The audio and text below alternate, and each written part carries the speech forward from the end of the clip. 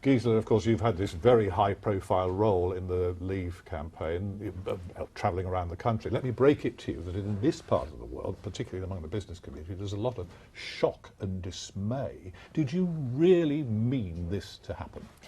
I did.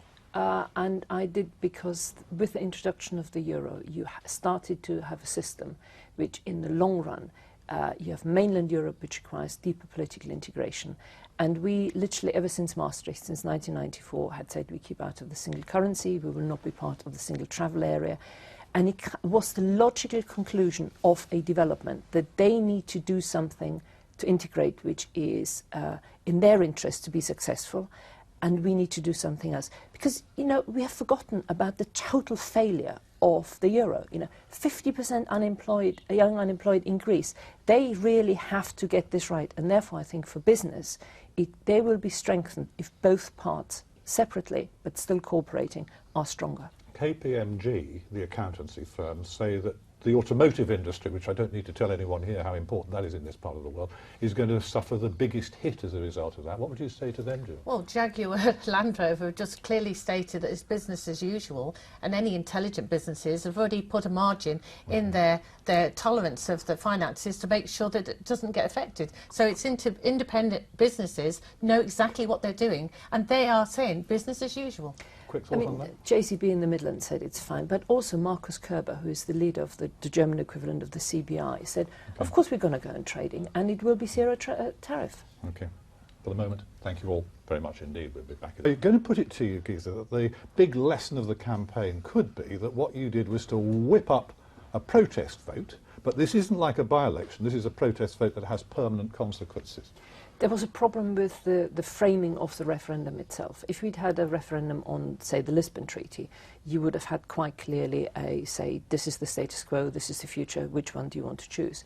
The Prime Minister chose to have a referendum, which was a very clear in-out question, and he refused to actually say what the alternative would be.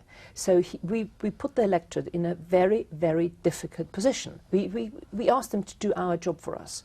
And in a sense, various people had various things which were important to them. And to me, it was democratic accountability.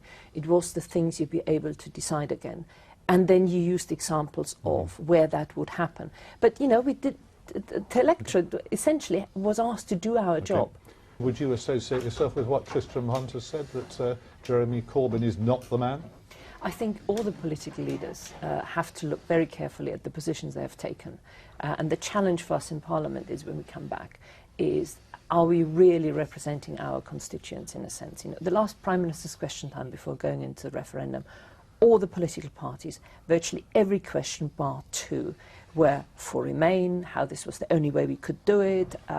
And half the population would have sat there, watched Parliament and said, who's in there speaking for me? So all the leaders and all the parties need to really reflect as to whether they're representing their grassroots. And in some areas, some of the parties have failed more than in others. Final thought from you, Gisela. It's been presented as a triumph for democracy, but it's not exactly a triumph for the way we do our democracy in terms of the parties that represent it. Oh, you're spot on.